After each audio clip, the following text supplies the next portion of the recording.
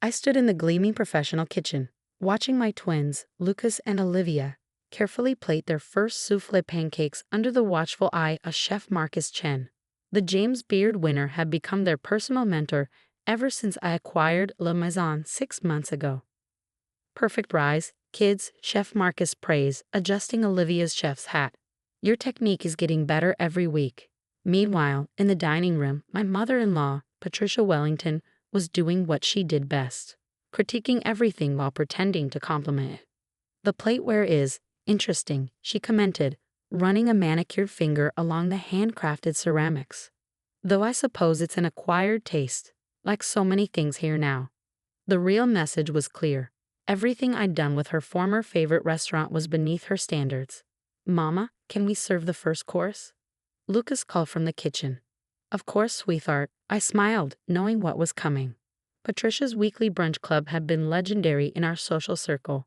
Every Sunday, she'd gather the city's elite for what she called sophisticated culinary discourse, which mostly meant excluding anyone she deemed unworthy. We can't have people who don't appreciate fine dining, she'd say. It ruins the entire experience. My children and I had never made the cut. The pancakes are too artistic, Patricia sniffed as Lucas proudly presented his plate. Traditional brunches don't need such frivolous presentation. Olivia's face fell slightly, but Chef Marcus stepped in. Actually, Mrs. Wellington, this plating technique was featured in last month's Michelin Guide. Well, I'm sure you know best, she replied with a tight smile. Though in my day, chefs didn't need to rely on such theatrics. I bit my tongue, remembering all the Sundays she'd hosted her exclusive brunches, making sure we knew we weren't welcome. Even after James passed away, she'd continued excluding us, claiming we bring down the tone of her gatherings. The food's too common, she'd say whenever James suggested including us. They probably think farm to table means McDonald's has a garden. The twins had been 5 then, desperate to be part of their grandmother's fancy Sunday traditions. Now, at 12, they were hosting their own celebrity chef brunches. Mrs. Harrison, Andra, our maitre d', approached with a tablet. The guest list for next week's event needs your approval. Chef Gabriel Martinez is requesting some specific seating arrangements. Patricia's head snapped up at the mention of the famous chef. She'd been trying to get into his restaurants for years. Gabriel's doing a special fusion brunch, I said casually. The twins are helping develop the menu. The twins? Patricia nearly choked on her mimosa. But they're children. They can't possibly. Actually, Chef Marcus interrupted. Lucas and Olivia have shown remarkable talent. Gabriel specifically requested their input after tasting their dim sum variations. I watched my former mother-in-law process this information. Her precious brunch club had never managed to attract celebrity chefs, despite her best efforts. Well, she managed finally. I suppose anyone can get lucky occasionally. The twins exchanged knowing looks as they prepared the next course. They'd watched me work late nights, studying culinary business, investing James' insurance money wisely, and building connections in the food industry. Remember what Daddy used to say? I asked them quietly in the kitchen. They nodded. Good food brings people together, but great food breaks down walls. Exactly, and sometimes the walls that need breaking are made of prejudice. Patricia's voice carried from the dining room. I simply don't understand how this establishment has changed so dramatically. In my day, we maintained certain standards. You mean like making your grandchildren eat cereal at home while you hosted brunches? I stepped back into the dining room. Or perhaps you're referring to the time you told Lucas his eggs Benedict looked like it was made by a common short-order cook. Several of our regular patrons turned to stare. Patricia's face flushed. That was different, she protested. They weren't ready for sophisticated dining. No, I corrected. You weren't ready to see past your own prejudices. But now you get to watch them serve their own creations to some of the world's best chefs. While you serve them nothing, she realized suddenly, you're not even on the brunch club list anymore. I own the list, I smiled. Just like I own this restaurant. Amazing what you can accomplish when you're not busy excluding people. The color draining from her face as Chef Marcus announced the next course, a sophisticated take on French toast that the twins had developed with a visiting pastry chef from Paris. This is impossible, she whispered. You're just a what, Patricia? A common woman who married your son? The mother you deemed unworthy of your precious brunch club? I had standards. No, I said quietly.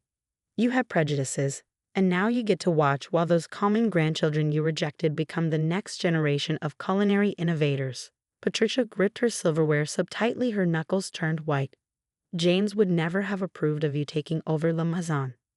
Actually, I pulled out my phone, showing her the business plan James and I had developed before his death. This was his idea. He just hoped you'd learn to be inclusive on your own first. The twins appeared with their signature dessert, a fusion of traditional French techniques and modern Asian flavors that had already been featured in 3 food magazines. Would you like to try it, Grandma? Olivia offered hopefully. Patricia stared at the elegant plate, then at her grandchildren in their professional chef whites, and finally at me, the woman she tried so hard to exclude from her culinary kingdom. The next Sunday brunch service began with Patricia sitting alone at her usual corner table, watching as food critics and social media influencers filled the seats that once belonged to her exclusive club members. The waiting list is 3 months long now, Andrea informed me, sliding the reservation tablet across the host stand. And Chef Gabriel Martinez wants to feature the twins' fusion menu in his next cookbook. I could see Patricia straining to overhear our conversation, her perfect posture betraying her desperation to remain relevant in the culinary world she once dominated. Mama. Lucas burst from the kitchen, his chef's whites pristine. Chef Gabriel loved our new dumpling filling. Chef, Patricia hissed from her table. This is a refined establishment, not a playground. Chef Marcus emerged, placing a protective hand on Lucas's shoulder. Actually, Mrs. Wellington, enthusiasm is the heart of any great kitchen. Your grandson's passion is exactly what this industry needs. She flinched as if his words physically stung her. For 20 years, she'd ruled the local culinary scene with an iron fist wrapped in designer silk. Now she was watching her grandchildren earn the respect she demanded. The new tasting menu is ready, Olivia announced, carrying a tray of sample plates. Chef Marcus helped us balance the flavors. Those look lovely, Patricia attempted to interject. Perhaps I could offer some suggestions from my years of hosting. I think they've got it covered, I interrupted smoothly. Their last creation made the cover of Culinary Arts Monthly. The twins began serving their samples to the eagerly waiting food critics. Each plate was a perfect fusion of classical techniques and innovative flavors, everything Patricia's rigid traditional brunches had fought against. This is unusual, she commented, poking at her own sample. Though I suppose some people enjoy experimental cuisine. Some people? Chef Marcus raised an eyebrow. You mean like the 3 Michelin-starred chefs who've booked private tastings with your grandchildren? Patricia's fork clattered against her plate. Impossible.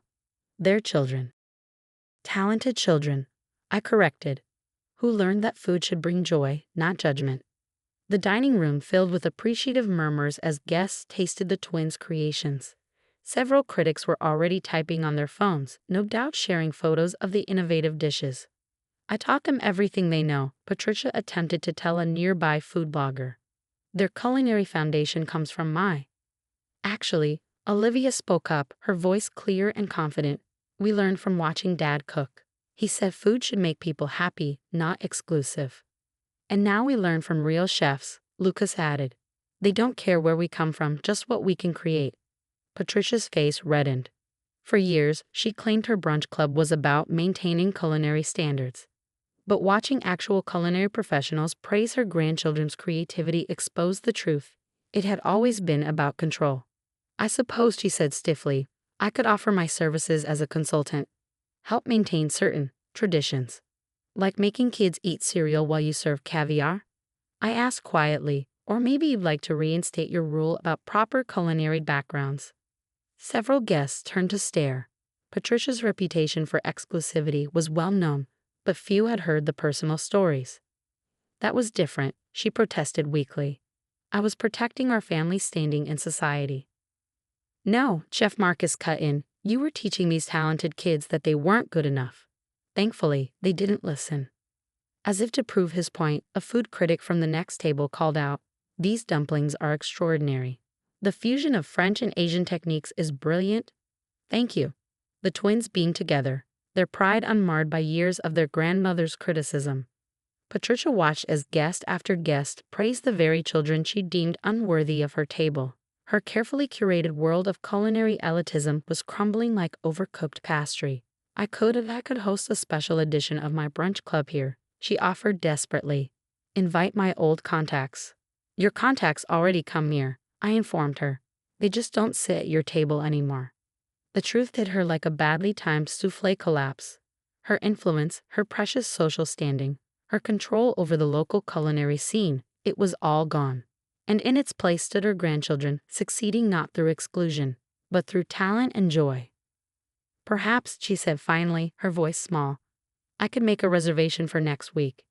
We're fully booked, Ander replied smoothly, but we do have a community table that's first come, first served. Everyone's welcome there. Patricia glanced at the communal table, a new addition I'd installed specifically to combat the type of elitism she championed. Their CEOs sat next to college students, all enjoying the same exceptional food. Everyone. She whispered, decades of social hierarchy crumbling around her designer outfit. Everyone, I confirmed, because that's what good food is about, bringing people together, not keeping them apart. As she gathered her belongings, looking lost without her usual entourage of social climbers, Lucas approached her table. Would you like to try our new dessert, Grandma? We made it the way Dad used to make Sunday treats. For a moment, something cracked in Patricia's perfect facade. James, he did love cooking for you. Yeah, Olivia joined her brother. He said the best meals are the ones shared with love. Patricia stared at her grandchildren, then at the vibrant, diverse crowd enjoying their creations, and finally at me, the woman who transformed her exclusive domain into something far more valuable, a place where food united rather than divided. The transformation of both La Maison and Patricia Wellington over the next 6 months surprised everyone, especially those who'd witnessed her reign as the queen of exclusive brunches. Initially, Patricia retreated to private supper clubs, emerging only to criticize our pedestrian approach to fine dining on social media. But when prestigious food magazines and celebrity chefs began featuring the twins' innovative creations, she found herself facing an unfamiliar taste, irrelevance. The turning point came through, of all things, a failed soufflé. I need help, she called one evening, her voice missing its usual condescension. The Culinary Foundation wants young chefs for their fundraiser. They asked for Lucas and Olivia. I could have refused. Part of me wanted to. Instead, I said, come tomorrow morning, before service. Work with them yourself. The Patricia who arrived at 6 a.m. was barely recognizable. Her designer outfit was simple, her signature pearls absent, and her eyes held something I'd never seen before: humility. Chef Marcus, someone Patricia would have once dismissed as new money, watched her demonstrate classic French techniques to the twins. You must respect the ingredients, she explained, her hands moving with muscle memory. Like you respect people, regardless of where they come from. The irony of her words wasn't lost on anyone. What followed was what the staff called the Great Awakening. The woman who once wouldn't let common people attend her brunches spent weekends teaching cooking classes to underprivileged youth. Grandma showed us how to make proper croissants today, Lucas told the kitchen staff. She didn't even mind when we got flour everywhere. The twins, showing more forgiveness than their grandmother ever had, started including her in their recipe development sessions. They experimented with fusion dishes while Patricia worked beside them, learning that tradition and innovation could coexist. One day, I overheard Olivia ask her, "Why didn't you want us at your brunches before, Grandma?" Patricia set down her whisk, hands trembling. Because I thought exclusivity meant excellence, she admitted softly. I forgot that food is about bringing people together, not keeping them apart. Like when Dad made Sunday pancakes? Yes, she smiled genuinely. Your father made the messiest, most imperfect pancakes. But they were made with love, so they tasted better than any Michelin star dish. The real breakthrough came during our first community cooking festival. A young chef brought his grandmother's traditional recipe, not fancy or refined, but full of history. The old Patricia would have sneered. The new Patricia spent hours learning the recipe from them both. This is real cuisine, she said afterward. Food that tells a story of family and love. Later that evening, as we closed the restaurant, Patricia lingered in the kitchen. I've been thinking, she said quietly, about my brunch club recipes. Oh, yes, I'd like to share them, not as exclusive secrets, but as a foundation for others to build upon. Teaching people that good food doesn't have to be exclusionary. I studied her face, looking for any trace of her old superiority. Found none. That's a generous offer, I said carefully. But it would mean sharing your precious techniques with common people. But food, like love, grows when you share it, she replied, watching the twins experiment with a new dessert. I just wish I'd learned that sooner. The twins, who'd been pretending not to listen, hugged their grandmother. For the first time ever, Patricia hugged back without worrying about creasing her clothes. Will you teach us all your recipes, Grandma? Lucas asked. Better. Patricia smiled. We'll create new ones together, and make plenty of wonderful messes along the way. She looked at me uncertainly. If that's allowed. I nodded, watching decades of snobbery melt like chocolate. I think that's exactly what this kitchen needs. As we locked up that night, Olivia held up the fusion dessert they created, a perfect blend of Patricia's classical training and their modern creativity. Look, Mama, sometimes the best dishes come from unexpected combinations. Yes, I agreed, watching Patricia hang up her apron next to the twins' chef coats. And sometimes people turn out better when they stop trying to be exclusive. The restaurant's lights dimmed behind us, but the warmth of the kitchen stayed in our hearts. In the end, it wasn't about Michelin stars or revenge or even fine dining. It was about learning that the best meals aren't served with pretension. They're served with love, acceptance, and maybe a little bit of flour in your hair.